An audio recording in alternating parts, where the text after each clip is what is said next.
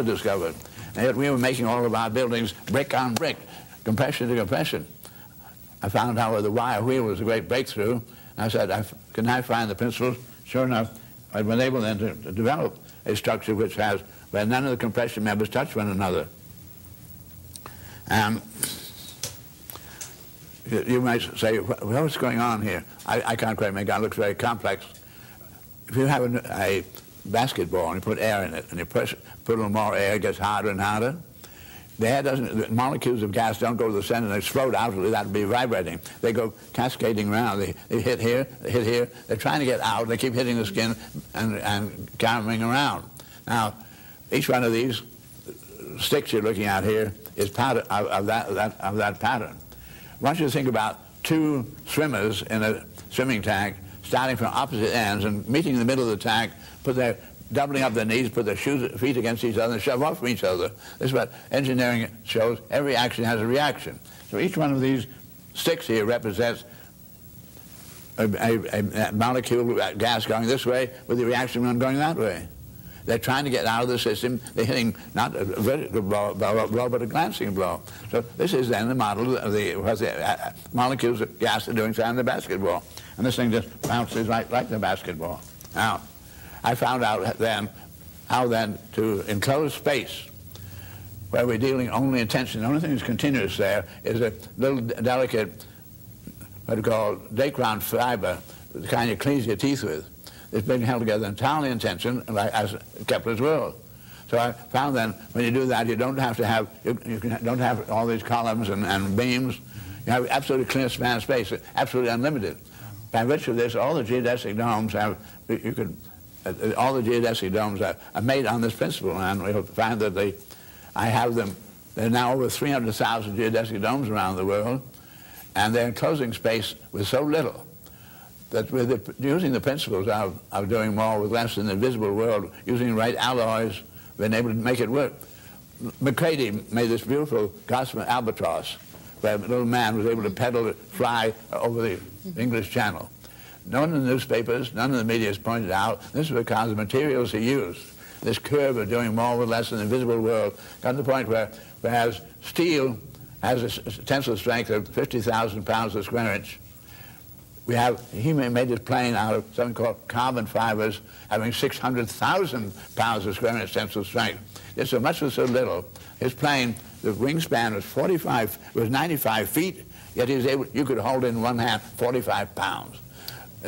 So I can tell you in the whole of technology and geodesic domes and all the invisible world, 1970 we crossed the threshold when engineering-wise we can do so much with so little.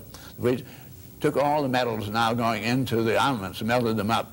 We could within 10 years have all humanity living a higher standard of living than anyone's ever known. That is, we have 4.5 billion billionaires, and we have to behave that kind of way. So I said there is an out. But that has to come out of people having the courage to say, never mind, I'm not familiar with that shape of how. I went through years where people said, I don't want to live in one of those geodesic domes.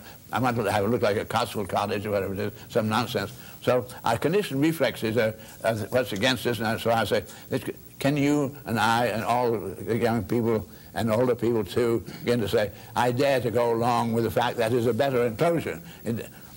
So the touch and go is on the human integrity. As bringing you back then to the idea we're in the final examination whether we're going to stay here on the planet Earth or not. May I ask you a question before we leave for the audience's sake? Is this the book that deals more with the technology that you're talking about? No, that leads with all the geometries I've been giving you. Okay. There are 2 volumes of that. There's Syngetics 1 and Syngetics 2. Each one's about 700 pages. But thank God, I find this book is proliferating very, very rapidly. Both of them have. Thank and God. This is more philosophy for human evolution, isn't it? It's about everything. It's about speculative history of why we're here on the planet, the kind of thing they've been talking to you about from yesterday to today. Well, as I sit and listen to you, I understand how you got those 48 honorary doctorate degrees. I really understand that. I've always felt that inside of every man was a natural genius. If he'd shut his ears and his mouth for a while, he might get in tune with that natural genius. Obviously, you have. Would you discuss... I'm convinced you're right that every human being is born a genius. Mm-hmm. And the loving fear of the parents that when the child demonstrates some of his genius and really being naive and exploring, they say, don't do that down, you get in trouble with the system. Mm-hmm. So we de-geniused very rapidly. And luckily I got un-de-geniused. I deliberately said I must do so. Didn't you keep silence for quite a while, or is that just a rumor that you were, a period of your life, you just had nothing to say and said nothing? I had realized we were all parrots, and I'd learned all kinds of cliches and all. Just immediately somebody said this, I had to say, go skidoo, whatever it was. Mm-hmm. And my darling wife is with me here today, out looking at this, doing this. We'll have our 65th wedding anniversary in 2 weeks from now. Wow. And she was willing to let me for 2 weeks, two years. She did the talking to everybody that had to be talked to, so I could be silent and get over my conditioned reflexes of stupid things to say. Well, as we said in the beginning of the show, that is the most loving genius on this planet, and it would be an extraordinary hour. And I value those 2 years of silence, and that was a great gift of your wife. And I'm sure she joins you in what you're sharing with our planet today. Mr. Fuller, God bless you. Thank you. Sir. God bless you, down people. And to all of our audience, see you next week. Stay in there.